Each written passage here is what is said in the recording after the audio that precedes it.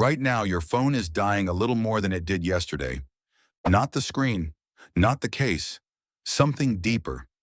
Somewhere inside that slab of glass and metal, a tiny chemical war has been raging since the day you unboxed it, and it never stops. Not when you charge it, not when you sleep, not even when the phone is off. You already know the symptom. The battery that once lasted 2 full days now barely survives lunch. But what's actually happening inside your phone is far stranger than the battery wearing out. It's not wearing out like a shoe wears out. It's changing atom by atom into something that can no longer do its job. So what is actually happening in there? Every phone battery you have ever owned is a lithium-ion battery. That name sounds technical, but the idea is simple. Lithium ions are tiny charged particles. When you charge your phone, those ions move from one side of the battery to the other and get packed into a material called graphite.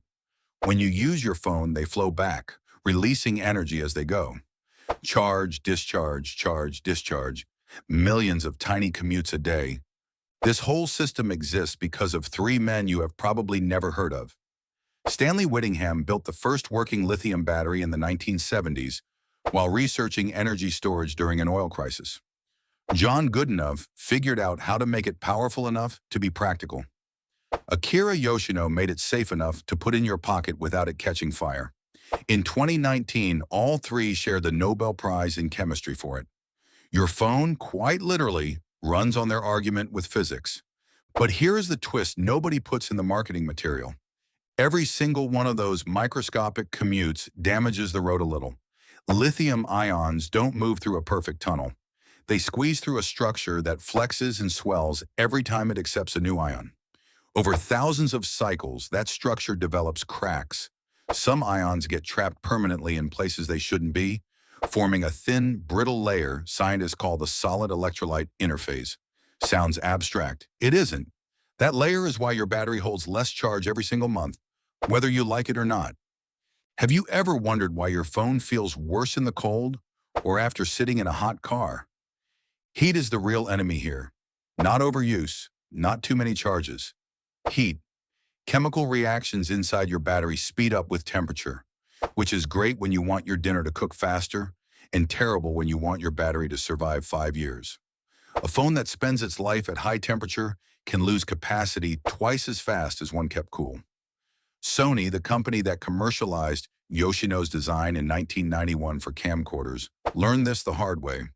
Early lithium-ion packs occasionally overheated so badly they caught fire, which is part of why every phone you own today has a chip inside dedicated purely to keeping the battery from getting too hot, too full, or too empty.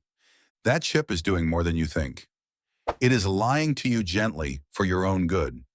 Your phone never actually charges to 100%, and it never actually drains to zero. The numbers on your screen are a comforting illusion layered on top of a much narrower real range. Apple and Samsung both quietly reserve a buffer at each end, because charging a battery completely full or draining it completely empty stresses the chemistry the most. The percentage you see is a translation, not a measurement. You are not seeing your battery. You are seeing a story your phone tells you about your battery. So why does the story get grimmer every year? Because the damage is cumulative, and it is permanent. There is no software update that regrows a cracked electrode. There is no setting that undoes the coding of the interface. Every charge cycle is a withdrawal from a bank account that never receives a deposit. A brand new phone battery might handle 500 full charge cycles before it drops to 80% of its original capacity.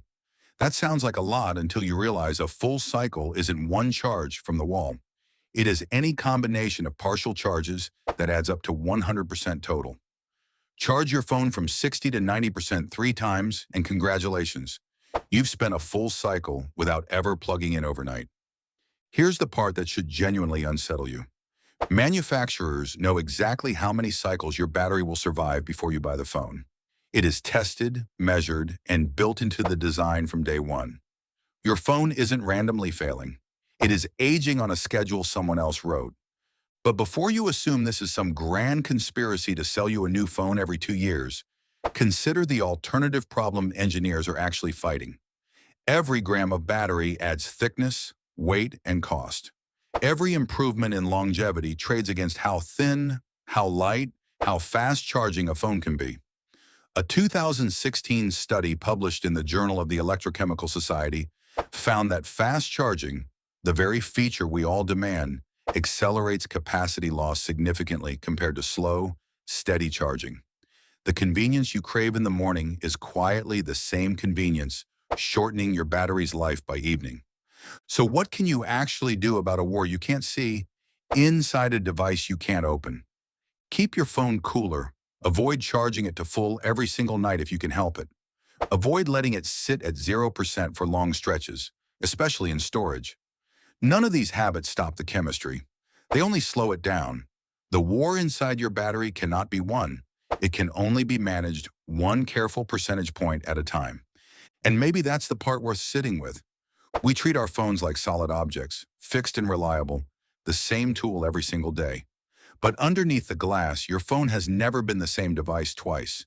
It is a living chemical system, slowly rearranging itself with every use, quietly rewriting its own capabilities without asking your permission.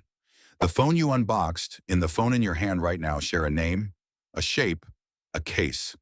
They do not share the same insides. Right now, your phone is dying a little more than it did yesterday.